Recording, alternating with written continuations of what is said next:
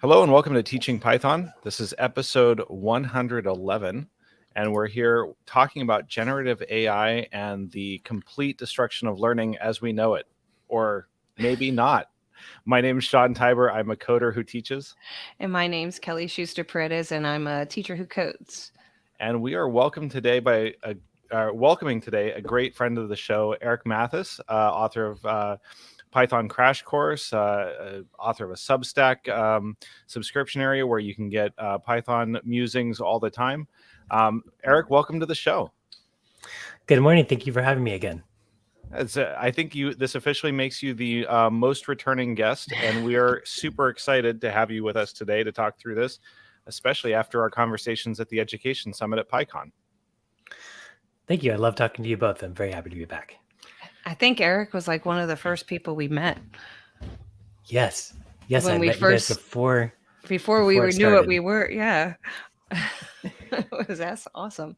Yeah, and I'm really excited about this conversation to talk about AI because it felt like when we were at the Education Summit talking about this that we were missing something very important, and that something was Kelly. So now we've got you here, we've got you in the conversation. I can't wait to dive right into the conversation and learn about this area and talk about some of the things that we're trying to figure out together. So before we do that, why don't we start with the wins of the week? And I think we're going to try something a little bit different here. One of us didn't prepare a win for this week, so we've asked ChatGPT to generate a win for us. So your task as the audience or the listener is to figure out which one it is. So Eric, would you like to go first? Sure. My win of the week, this is going to throw your contest a little bit. I've been writing a weekly newsletter about Python, and it's a lot of work, but it's really fun because it puts me into something different most weeks. And so I did a dive into looking at what are the most popular recent Python projects on GitHub. It kind of got me into not just what does everybody know about, but what are people putting out there. And so one of them was a project called GitSim, which generates images and animations of your own project as managed by Git. And so I was fascinated by the project, and I ended up contributing the initial test suite for that project. And I don't do a whole lot of contributions to other people's projects because I have so many of my own going on. So it's very satisfying to get a PR merged. That's pretty good. So like an actual photograph or generated art or something like that from your Git history? Yeah, you run a command like gitsim merge new branch, and it will generate an image of what that merge operation looks like, which commits are being merged into which other parts of your project. Oh, very cool. I have some very cool active for teaching and learning. I have some very active projects that would be interesting to run and see what happens. Yes. So you'll see what's going in and how you're merging it back. How's that? Explain it. Sorry, I'm processing slowly. Sure. Yeah, it's one of the things I really like about this is it acts on your own project. So rather than just like, here's a tutorial about how Git works, we're all going to use this sample project. It acts on your own project. So you come into the project with an understanding of what you think your Git history has been doing. And most Git history is basically a series of commits. And so you see those series of commits as circles. But if you have branches, how do those fit in with your other commits? How do commits on a new branch fit in with a development branch? What does a merge do? And so if you have an accurate understanding of Git, how it works internally, it shows you that. And if you don't have a solid understanding of how Git is actually working, it can give you a much better idea of what those operations do. That's awesome. Ooh. I really need to get into that because I failed at the whole branching thing. Branches are so useful. I have a lot of junior engineers that I think would find this very helpful to be able to see this. One of the things they definitely struggle with is building that mental model in their mind of what actually happens with the different Git commands that they're using. So I'm excited to use this. Yeah. Cool. Very cool. All right, Kelly, how about you? Me? Okay. Oh, wow. So, it's summertime, so I've been taking the initiative to start a new hobby, and I'm decided to start playing an instrument. So that's what I'm doing, and I'm dedicating time during the week to actively pursue and engage in that hobby. So what instrument are you learning? I am learning the recorder. All right. I have a feeling that this is not going to be as hard of a contest as we originally set out. I just thought it was funny. Very cool. But apparently, starting something new and investing in my own personal growth is a valuable accomplishment. So, Okay. All right. We'll take its word for it. So for me, I guess kind of two things that have been a win this week. I can't choose between them. The first one was one of my new engineers who's been working on my team for about the last 6 or 7 months. Solved a problem that I had been working on and I hadn't quite gotten to yet. And it was one of those great moments where she figured out a way to do it that I guess I had considered, but didn't really like give it much credence or didn't really pursue it. And she ran with it and made it work, and it totally solved the problem that we were trying to solve. And I was super excited because she just really dug into it and took the initiative to solve it. And I have the feeling it's just this major milestone on her journey because she knew that she did something that I hadn't been able to yet. And that was something that was, I think, really satisfying for her. So I saw that as a big win. It's great to see people growing and developing right in front of your eyes, and that was a big moment. So very satisfied the inner teacher in me, because I've been investing a lot of time into helping her grow and develop, and to see her like start to or continue to grow and develop as I knew she could has been really satisfying. So that's very cool. Yeah. I do have actually another one. It's not really my win. Okay. But two of our former students, Asar and Aman Thompson, just got picked by the NBA, the 4th and 5th pick. So very, very cool to see those boys. So that was awesome. One's going to, I think, the Rockets, and one's going to the Pistons. That's pretty amazing. It's pretty, yeah. Do you That's remember? fun. Were you there with them? No, they were, I think, a year or two ahead of when I taught, but Mhm. I know you've introduced me to them a few times, and You can't miss them. They're like 7-foot tall twins. So, well, now they're probably taller, but very cool. Definitely helps with the basketball. And on the sports front, the other one that I had was I was in San Diego this week with my family on vacation. We went to the San Diego Zoo with my kids, and I hadn't been there in, I don't know, since I was 10 years old. And it was a lot of fun. And as we were leaving the park, my son looked up and said, "Hey, look, lacrosse." And he's been learning how to play lacrosse for the last 3 or 4 years, and I've spent already a fair number of hours watching him play and on the sidelines. And it turns out that the World Lacrosse Men's Championships is happening in San Diego right now, and the opening game was on Wednesday night.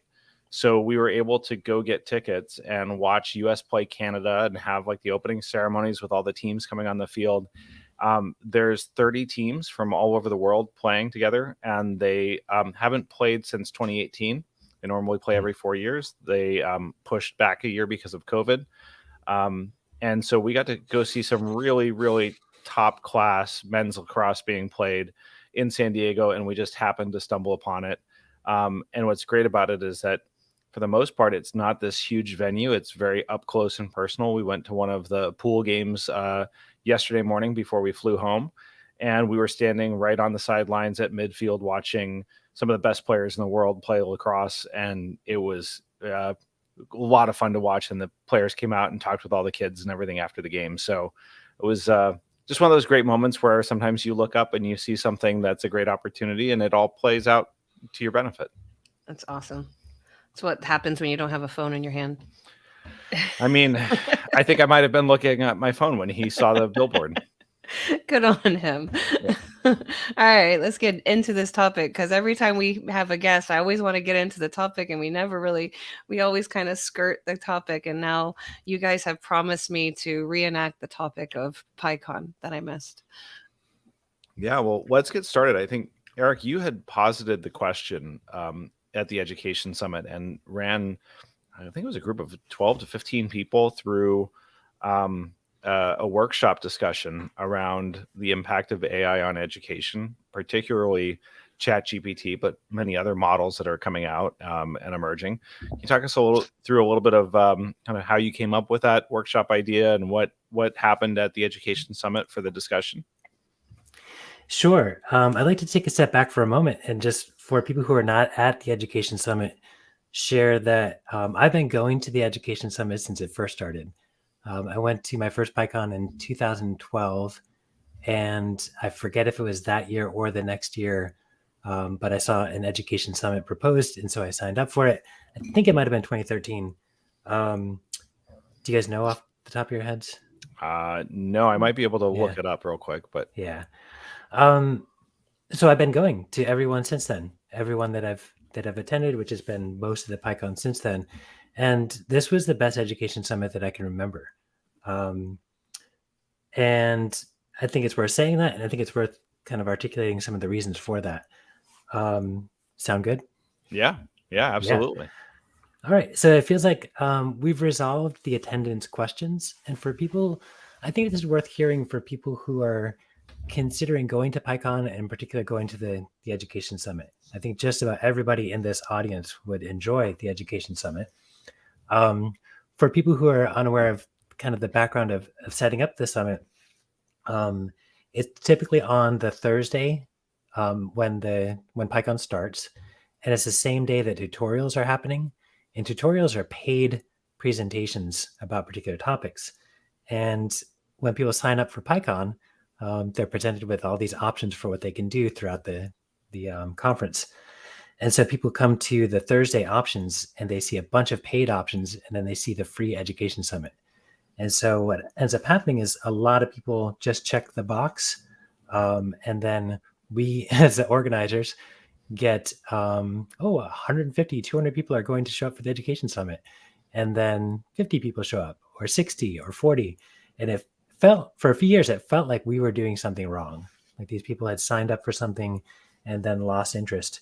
When somebody finally named the issue of what's happening, these people are just checking off the free option and then realizing that it's not a fit for them. And so I don't remember who named that, but I appreciate that because it kind of dropped the question for a lot of us of what are we doing wrong, and helped me realize that the people who need to go to the Education Summit end up going to the Education Summit. And it's such a good group of people. And letting go of that concern that we were missing something was really nice.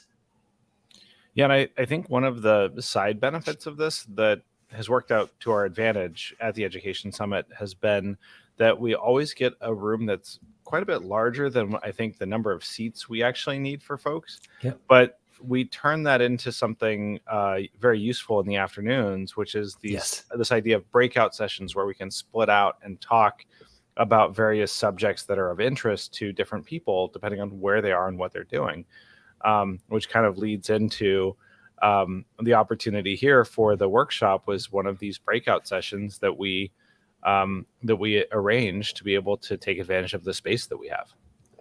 Yeah. I'm going to name a couple other quick things. All the content was relevant. And so for a while, it felt like we should be splitting into tracks of like K-12, undergrad, graduate. But for whatever reason, the talks have met the needs of most people who show up. And I think your podcast might have something to do with that because you two are grounded in middle school, but you've brought together a variety of all kinds of people who just deal with teaching Python. And I think I'm seeing that in Education Summit, and I'm not sure what the connection is, but it's a good thing. What was interesting about organizing this year's summit as far as what talks to include is that the call for proposals ended before GPT really came out.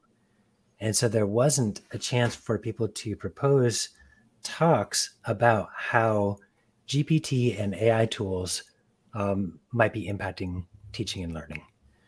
And so when I saw that and saw that there were 2 workshops in the afternoon, and we typically do 3 to 4 just to give people choice and get smaller groups, I proposed just facilitating a conversation about exactly this question.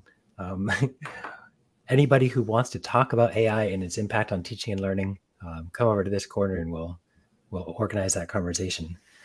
And so I'm glad I did it, because I did count, and it was over 20 people who joined that corner. So these are people looking for a conversation with like-minded people about how this is all impacting education. So I structured it as, I think Kelly's going to appreciate this. I structured it around the idea that most people don't actually have answers to any questions we have about AI. There are some objective questions like, how does a large language model work? And you can give answers to those questions. But a lot of the questions that people have, for example, how should my teaching change in the era of AI tools? Some people might have claims to clear answers to those questions, but I don't think those are really answers. I think those are people's thoughts. And I think we're all in a space of having to articulate the questions, articulate our thoughts around those questions, and then try different things, and then report back to each other about what's working and what's not working. 100%. Yeah. 100%. I think. Yes. Go ahead. Go ahead. I was just going to say, I think like that needs to be reiterated a little bit more and highlighted, I guess, just to like really put it in there. I feel like as we have a lot of listeners who don't really have people to talk to in their schools. Right. They're one computer science teacher, or they're in in their isolation, or they're teaching 6th through 10th in a computer science school, in their school, and they're too busy to have conversations. But they get caught up in a social media of someone selling a book last minute and saying, this is the way it goes. And I look at these books sometimes and I wonder, how can a person be such an expert to say, this is how you're going to use ChatGPT in the classroom? So I think as educators, we need to be aware that if we're not at least focusing on the people that have built models, understand what's underneath the model, even maybe just even a little bit of coding. At least we're computer science teachers. We've coded and we have a slight understanding of what's going on. We've got to be leery about someone saying it has to be this way. And I liked what you said, Eric, about trying. I tried something. Was it right? Was it right? I don't know. I mentioned the fact that I opened Pandora's box. I don't know what's coming out from that box, but I tried it, trying to make sure that everything was safe. And where do we go from there? So, yeah, Pandora's box it really is a good analogy. And I would say that you didn't open Pandora's box. It has been opened for us. And it really is a box that can't be closed. The fact that these models can be run on really small devices with small footprints means, when the tools first came out, I thought you needed $100,000, $1 million supercomputers or cloud computers in order to run these models. And it was very quickly shown that once they're trained and built, they can be run on really small devices. So there really is no way to shut it down. And I think that's an important thing for people to recognize. Yeah, the other thing that I like about this approach is that it's also changing so quickly. This landscape is changing nearly every day. New models are coming out, new applications. And the beautiful thing is that people are doing what people do, which is they see some new tool and they find creative and unique ways in which to apply it, right? And that happens at all levels, from the learners to the educators to professionals. Everyone has this new tool that they're all trying to figure out how to use. And so anyone who claims that they know, right? I know what's going to happen, or here's what you will get from these tools, is probably selling something, right? Like people are either selling something or they're overconfident if they're saying, here's the answer. Right. And I will take a step back again and just keep reiterating that there are some things that have objective answers. Yep. And it's important to distinguish between what's an objective question and what's a subjective question. Right. And anything that I would say that's predictive in its answer, right? Anyone who predicts what's going to happen with a high degree of confidence is probably predicting the same way that people did back in the 1950s or the 1890s about what the world would be like 50 years from now, right? I think the only difference is it's really what will the world be like 5 years from now, or even 5 months from now. The time scale has changed dramatically. Right. So the structure of this conversation, I had this group of 20 people, and they're all looking at me, and they're like, "Yes, we want to talk about AI." And so so the structure was, what are the questions that you're wrestling with about AI, and then share thoughts in response to those questions, and that's it. And with that group, it's kind of funny to have taught middle school and high school people for a long time, and then have a group of adults to manage.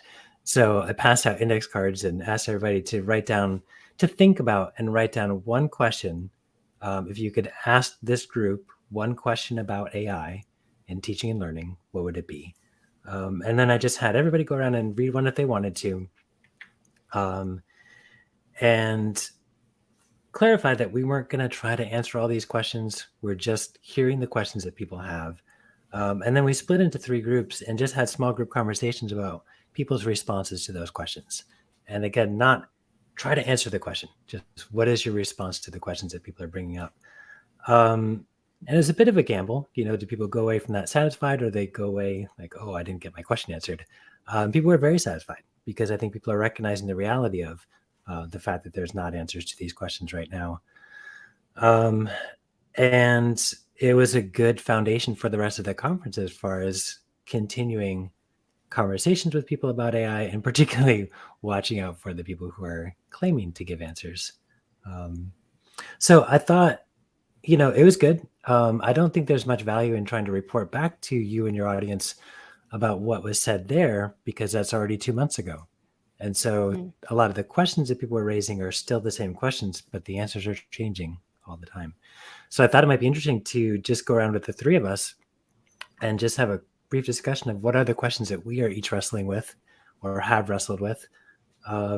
What do we think the audience is likely to be asking? Particularly, like Kelly said, people who don't have others to talk to about this stuff, or maybe are being spoken to from an overconfident perspective. So what are the questions that are still floating around about AI? And then what are our thoughts about those questions? And I can talk about this for hours, so you guys should go first. I've been putting together a presentation, because I have to give a presentation to our to teachers, just regular teachers, not computer science teachers. So that, like, I have a split, right? So I have a split for, here's the basics of what it does well, what it doesn't do. Here's the risk, here's etc. So I'm going to put that over to the side. Those people can go research and go to the AI experts and read on that stuff. I want to talk about the computer science side, because I kind of hit on this with Kattni. We mentioned we wanted to talk about it. We missed it because we ran out of time. And it was just the idea of this curriculum. And I'm going to kind of throw this back at you, Eric. You have a book on the crash course, right? Mm-hmm. Your GitHub, your solutions are out there. But a kid has to be pretty savvy to know that I'm, picking up a question from Eric Matthes' crash course book and using it as a project. I have to literally tell them, this is where you go to get the question, or you could probably Google the solution, et cetera, et cetera. And it's not as easy. However, if I pose that question now, and my students that have already logged in to ChatGPT, these kind of, like, I'm trying to, the words slipping my mind, but these problems that are simple and not necessarily unique are easily solvable. So as an educator in computer science, you start to wonder, what do we do? What do we do? And I think I have an easy job, because I have 6th graders who have no clue what even a word print statement means or a variable means. So they don't have the vocabulary. So I think in the 6th grade, when you have these really young kids that don't have the vocabulary for computer science, going into ChatGPT and trying to solve a coding question is very difficult for them. However, as you start to get a little knowledgeable, even after 9 weeks or 4 weeks of learning the vocabulary, it starts to become something solvable. And so there's been a lot of my mind thinking about, how do you restructure a curriculum to encourage learning and to kind of help with this collective intelligence, because I won't lie, I'm addicted to ChatGPT. I don't like Bard. It doesn't really solve anything for me. My ChatGPT is my imaginary friend whenever I have a problem. And so how do we encourage collective intelligence? How do we make sure that we're focusing on intelligence happening and learning at the same time? So that's kind of like my mindset of where I'm going as a computer science teacher. I love it. I love the way you're describing it and the questions you're asking and the grounding All it right. from those questions. All right, I have two questions. I think the first one is similar to what Kelly's asking, and I'm thinking of it as like the Goldilocks zone of learning, right? Like, what's the right amount of use of these tools in the learning process, right? Too much, what are the implications of that, of having too much AI assistance, right? What about banning it entirely and pretending like it doesn't exist? Like, both of those extremes feel like they're wrong somehow, right? Where's the right zone? Where's that Goldilocks zone where it really accelerates learning for the learner without taking away or removing the feelings of accomplishment that they might have by struggling through and working through a problem that AI could solve for them, right? So where's that Goldilocks zone is my first question. And my second question, and I don't even know that I'm not even sure how to phrase it all the time, but do we need to start reframing or redefining what the outcomes of learning or teaching should be in a world with AI? Is the measure of whether someone's a competent programmer their ability to write code perfectly from scratch, which I don't think that's ever been the measure, right? Or is it their ability to solve problems and use the appropriate tools as they're solving the problem to come up with a correct, valid approach to solve it, right? Or maybe it just takes the same outcomes we've always wanted and we've always had, but now it just makes them more clear, right? Because now we can see where they're using these things as aids to be able to help them solve the problems. This is why I love talking to you both.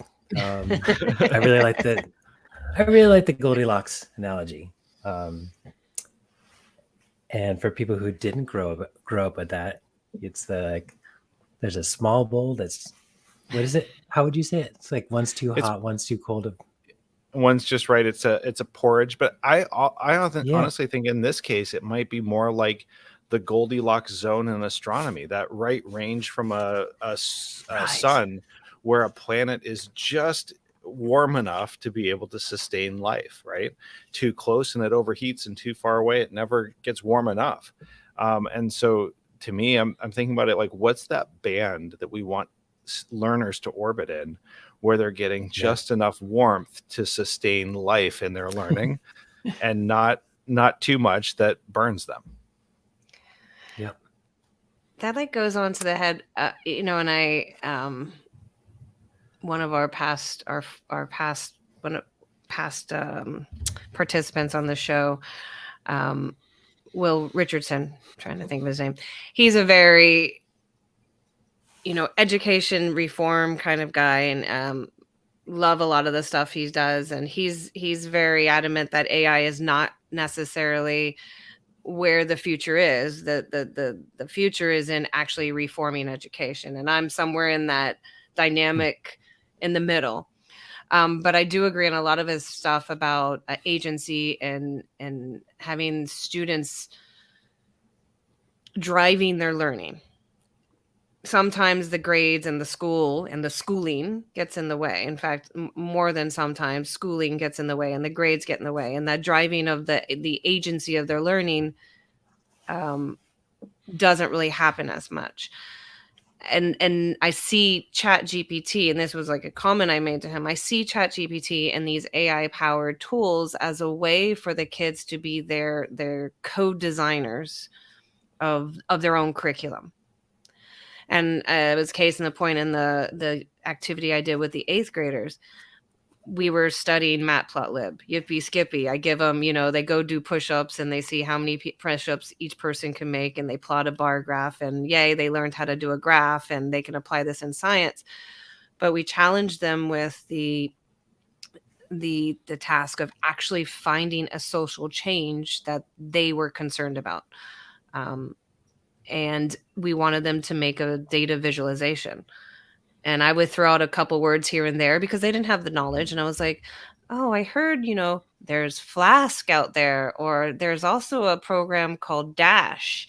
And I wonder if you use VS Code to write a dash, you would be able to get a visualization. And so as using these plug words, we had about 4 groups of kids who were able to generate a couple of tables. Now, were their tables meaningful? Did they tell the right story? No. I mean, that's going to take some skill of understanding a lot of other things, but they were able to produce a cool website using ChatGPT, and they got to pick the direction. And we did this a lot in the past, Sean and I, where we would do demonstration of learning, or pick your own library and learn from it, or reading from a tutorial. But again, that was sort of a guided curriculum.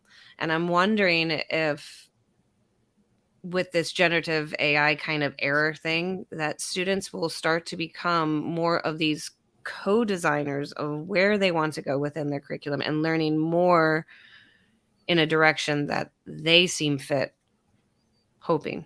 That's kind of like a question in my mind too. Like, how can you do that? Empower them to actually make change with technology, instead of just giving them a problem and go do tic-tac-toe. How can we make something that's really cool?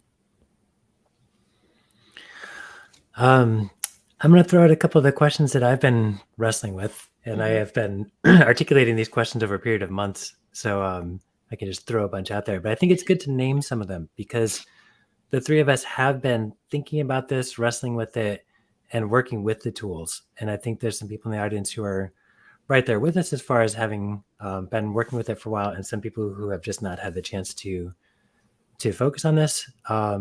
So some of the earlier questions are like, what are these tools? How do they work? So what's the range of the tools, and what's going on underneath the hood? You don't need to understand all of it, but an accurate understanding of what it's doing and what it's not doing is really helpful as far as evaluating some of the bigger questions. What are people doing with these tools, both in the education world and in the professional programming world? There's huge equity issues. Who has access to the tools? Who has access to which tools? Because when we talk about GPT, there's the GPT that people have free access to, and there's a GPT that people can pay for access to. And a lot of the misunderstanding that I've seen has been people talking about free tools, and the other person is talking about paid tools. Some of that's going away as the free tools get better in quality, but that issue will probably always be there. What does programming look like? What does life look like for people with access and people without access, especially over the coming years? And then I get into questions of how does this impact the way we teach programming? And how does it impact the way people learn programming? And it feels like, a while back, the internet was supposed to fix education. Everybody has access to all the information in the world. And we know how overwhelming that was, and that didn't fix everything. And AI sure feels pretty similar. And the last kind of category I put in is cautions. So what should people be careful about, both with intellectual property issues and trust issues and any number of things.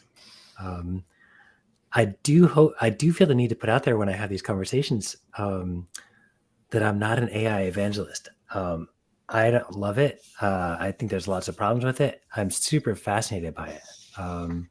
And I kind of come at it from a perspective of it is out there. It's not going to be tucked back away. And so we all do need to wrestle with what we're going to do with it. So I think a good question to begin addressing is that core question of what are these tools and how do they work? And I think I found a really brief way to clarify for people. Um, so they're large language models.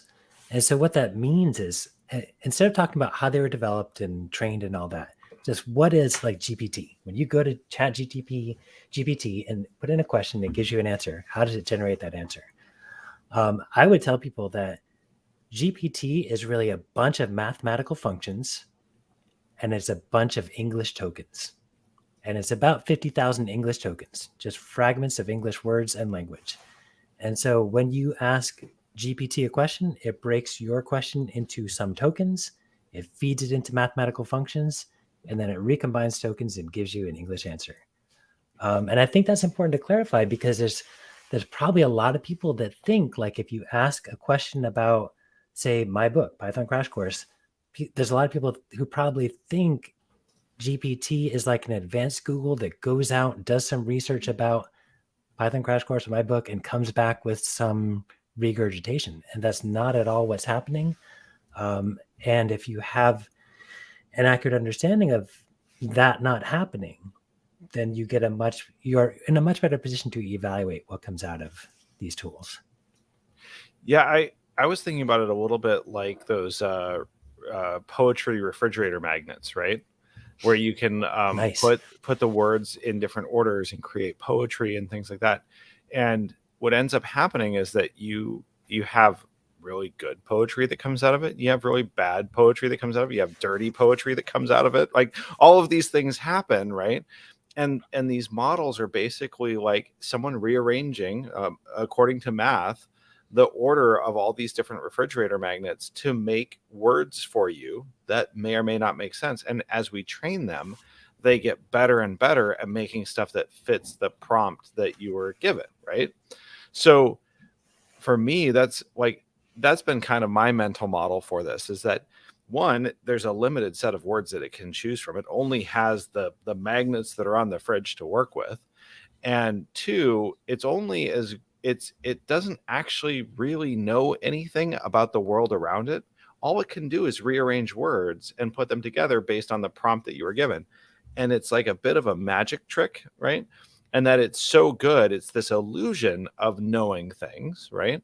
Because it's been trained on what people have said, yeah, that's pretty good. Well done, ChatGPT. Like you did it. You got the right prompt. You got the right answer for that prompt that I gave you, right?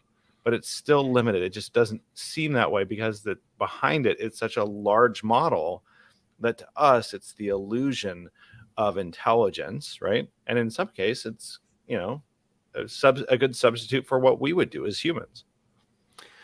Right. It's I like the poetry magnet analogy, and I really like that because I think those poetry magnets, the larger sets, are not just comprised of words. I think they have like word endings and word prefixes and whatnot. Mm-hmm. And GPT is not working from a set of words; it's working from a set of fragments of words and endings. So it's really flexible in what it can generate.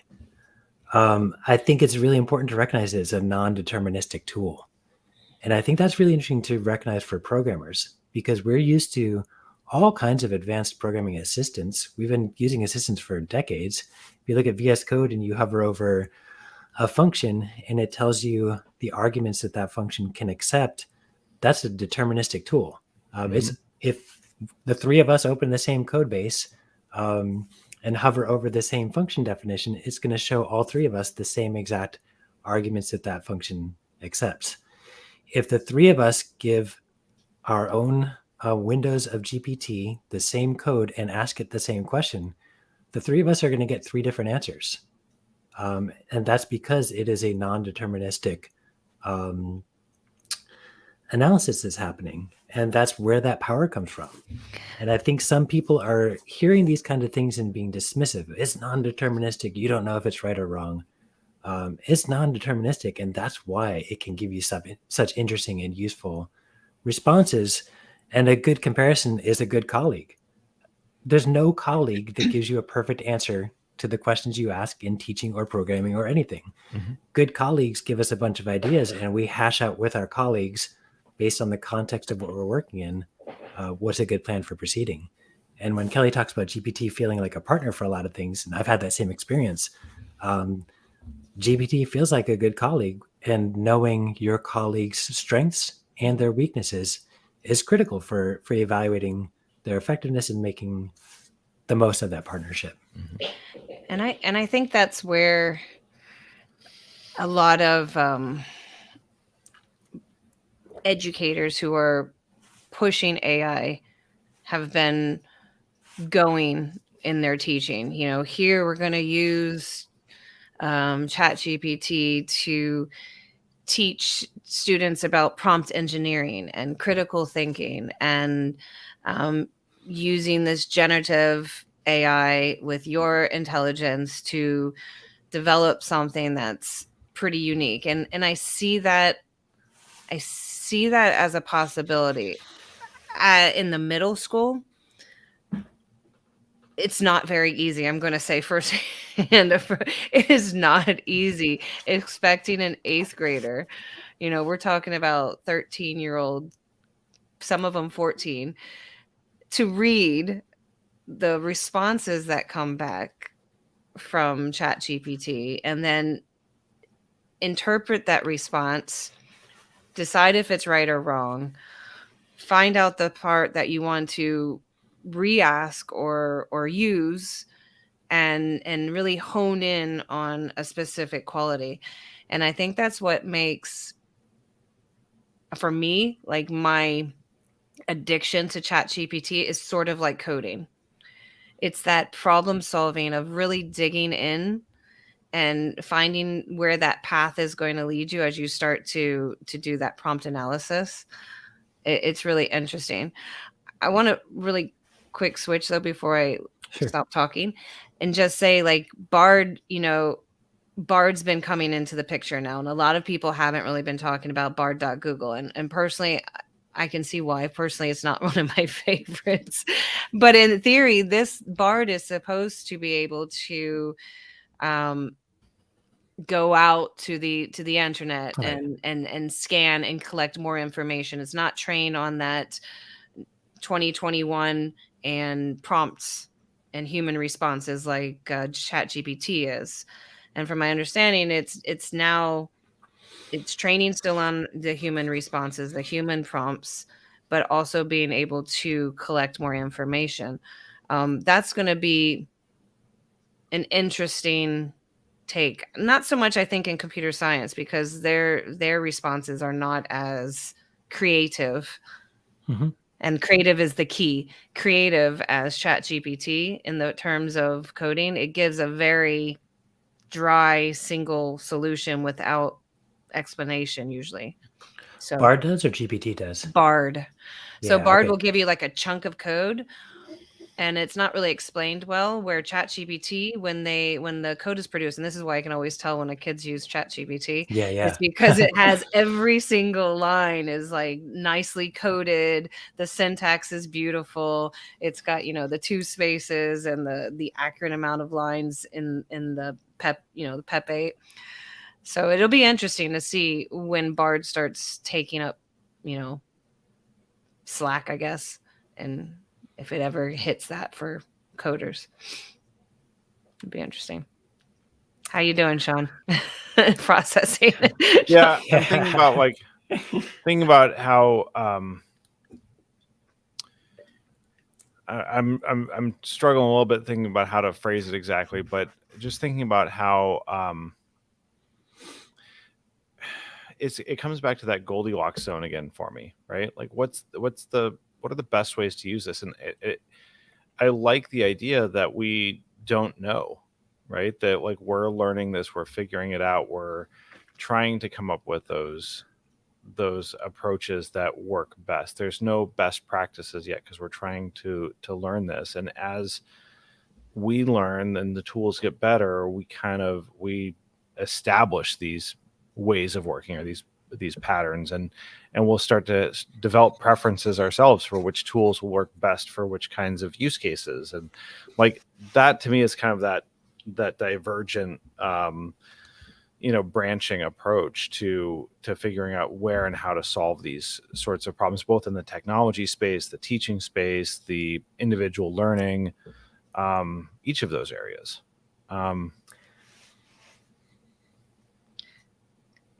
there's a question there's something that Sean brought up that I think is really worth digging into with the three of us and your audience.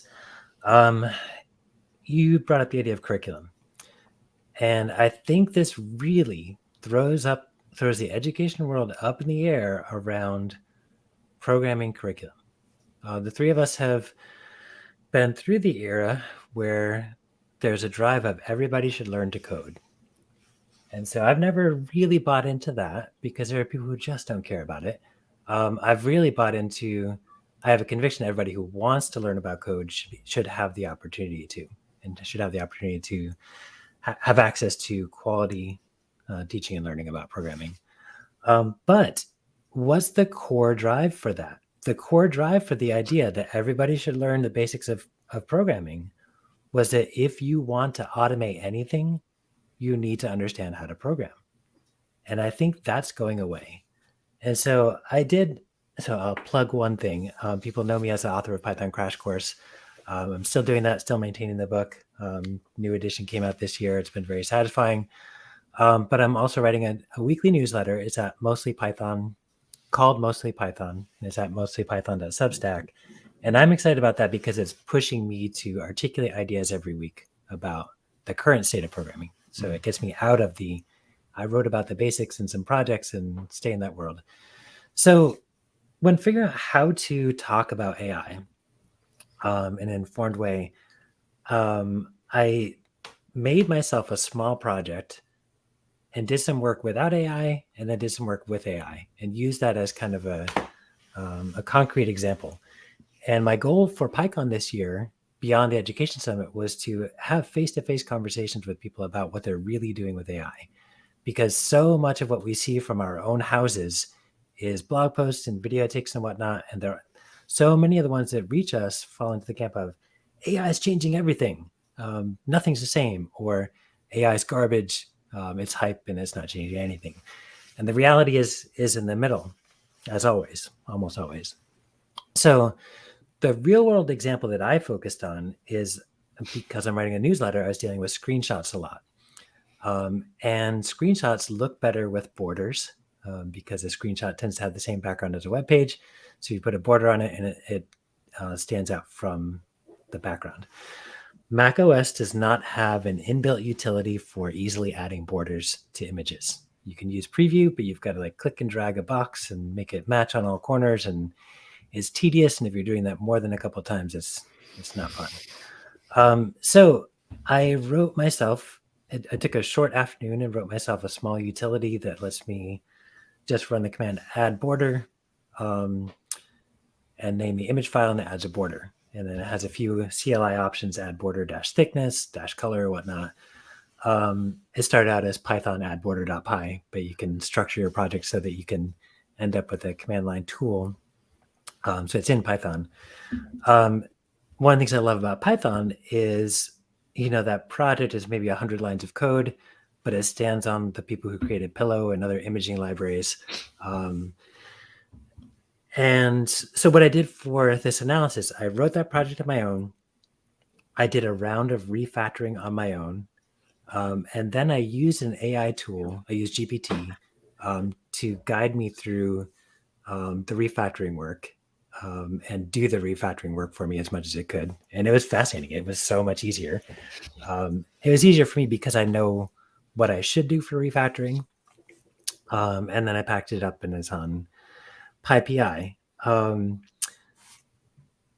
It was helpful to do that before PyCon, because when people said AI is useless, it can't really do anything, I ended up being able to tell people like, okay, here was my real world problem. I need to add borders to images. It's for experienced programmers, it's a trivial task. It's the kind of thing that most people with a competent understanding of Python and using third-party packages can put together. I couldn't do it off the top of my head. I had to do a bunch of research, but it was straightforward. It's the kind of tool that most competent programmers can build for themselves. And then suddenly, if you're writing a newsletter, your screenshots are better than everybody else's. It's a classic example of something that if you don't have programming skills, you cannot build that. So if you use Mac OS and you don't have any programming skills, there's no way for you to easily add borders to images. And it's really interesting too that you can't really pay somebody to build you that tool, because a reasonable programmer is going to charge you more than you probably want to pay for a little tool that just adds images to borders.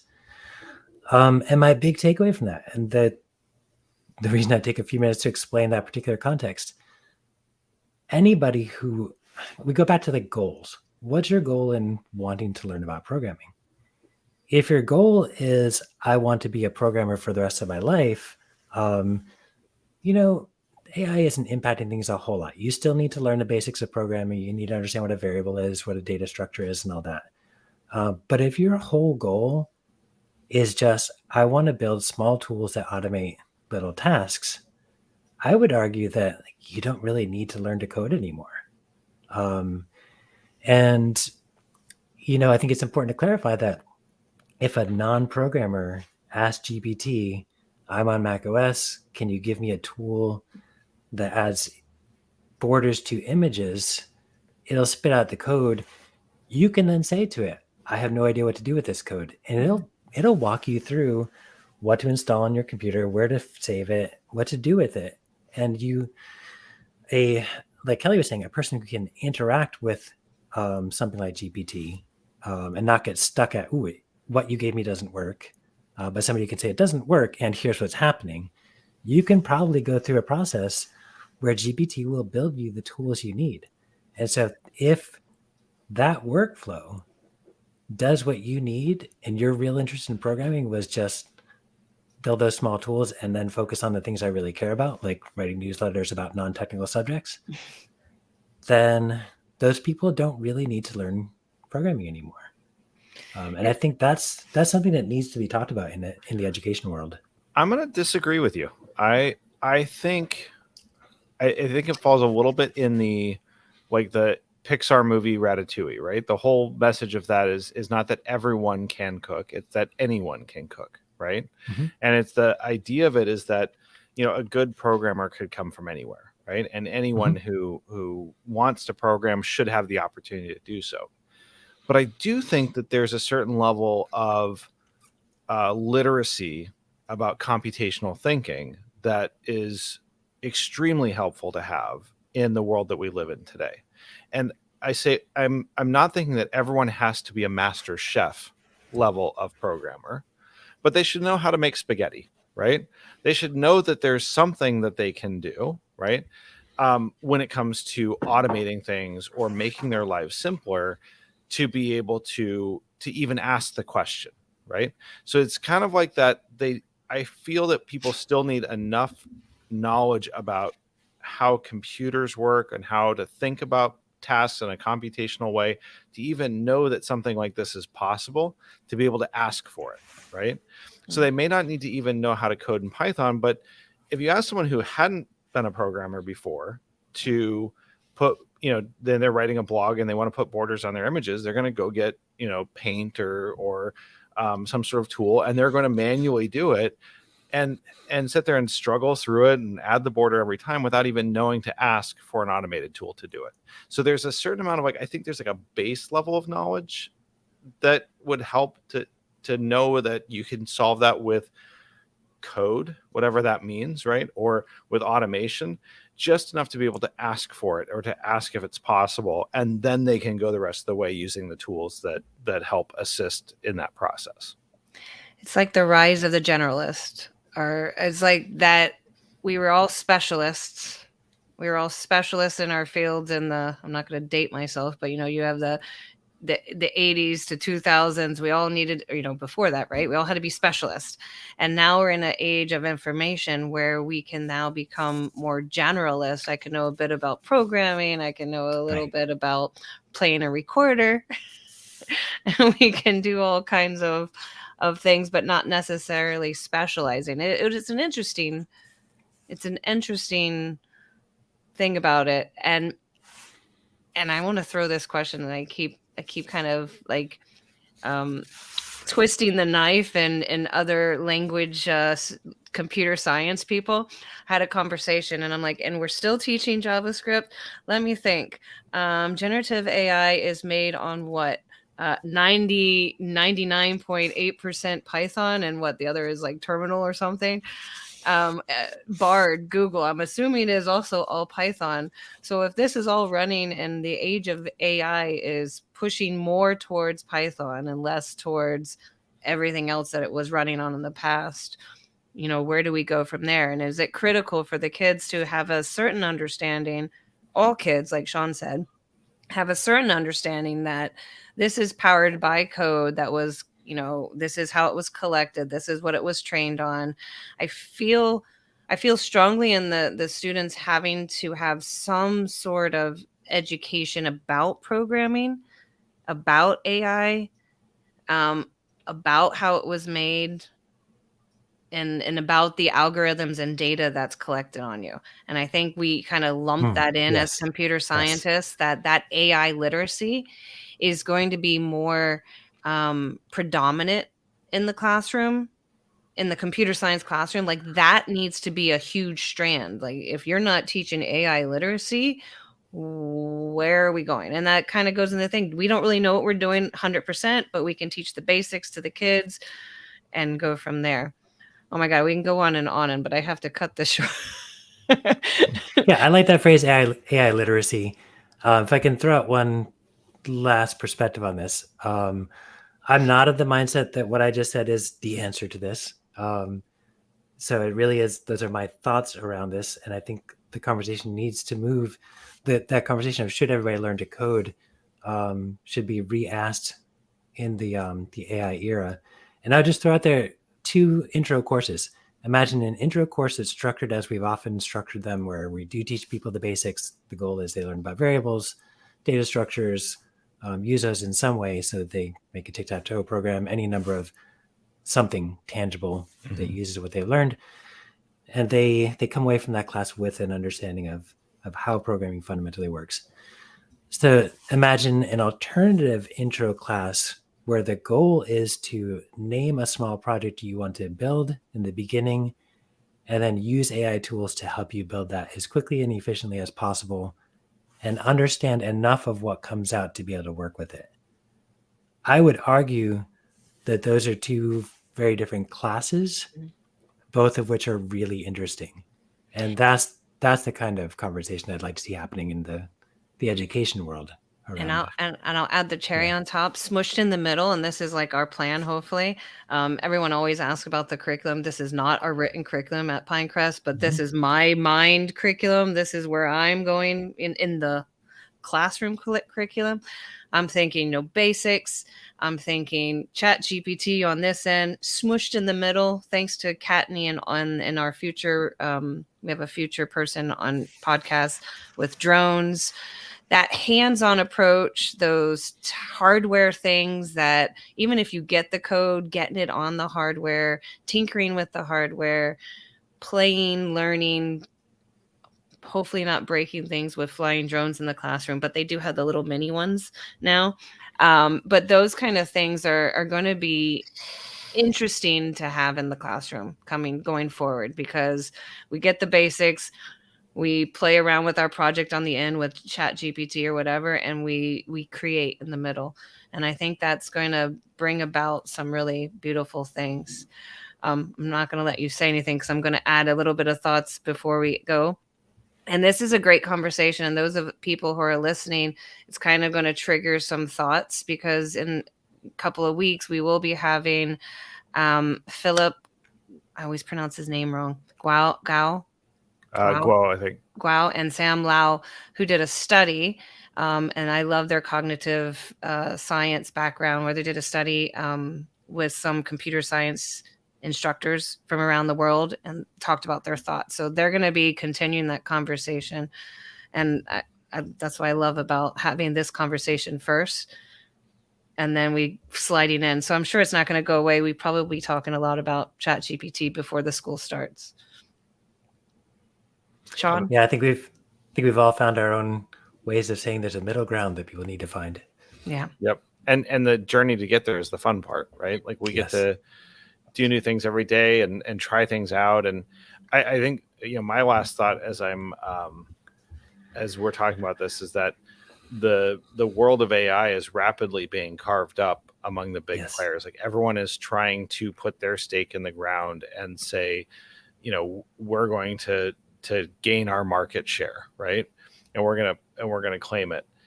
And it really just makes me appreciate how the value of open source and free software and self-hosting and people who are out there creating amazing things and sharing it with the world, so that it's that answer to, what happens when 3 or 4 big companies control all of the AI tools that we're using, right? And they can control what answers we get or what responses we get. And the answer to that is go make it yourself, right? Go build it, go host it, go try it out.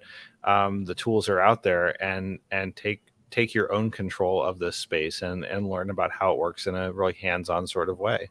And just makes me feel appreciative for all that people are doing. Yeah, and for the audience, please tell your stories. So most people are trying something. You are probably trying something that other people have not. Try to be a guest on a podcast, write a blog post, share your story. Please share what's working and even what doesn't work. It's really helpful. Yeah, and they can share that directly, and also in the LinkedIn. We have the live stream going in with LinkedIn, and we have numbers are growing in our LinkedIn community. We have about 320, which I'm really excited about. Some great people, and I've been hounding some AI experts and begging them through messages to see if I can get Andrew. I don't know how to pronounce his, like NG. What's his name? Nguyen. I don't know how to pronounce him. Andrew Lee. I've been emailing all the big names saying, listen, I know you guys are busy, but educators need some answers, and it would be great to get you on the show. So if anybody has any connections to that would be awesome. Eric, any final thoughts? I have one more suggested follow. I read Charlie Guo's Artificial Ignorance. It's another Substack newsletter. I'm not a super fan of Substack, by the way, but his newsletter is the best weekly roundup of what's happening that goes beyond just a link list. So he mentions what's happening, gives a brief summary, and it's what's allowed me to have some sense of what's happening in a world that's changing too fast to keep up with. Nice. Excellent. Very nice. Put that in the show notes. Nice. So we'll put links in the show notes to that. Eric, we're going to put a link to your newsletter in there. So if you want to follow Mostly Python at Substack, you can do that. Eric is on Mastodon as well. We'll put a link to that profile in the show notes as well. I'm on Mastodon also, although I think I need to start getting back on there. I've been drawn back into the world of Twitter, and I want to stop that before I go too much further. I think I'm leaving Reddit at the end of this month when my my third-party app is no longer supported. So I'm going to be looking for some new homes to post and share content and communicate with people. So we all are. Yep. Kelly, any updates from your side? Nope. Still 2 more months. If anybody didn't guess the wins of the week, obviously you guys can put that in the in the LinkedIn or share out. That's some fun things. Be creative with ChatGPT. So sounds great. Well, then I think that does it for this week. So for Teaching Python, this is Sean. And this is Kelly signing off.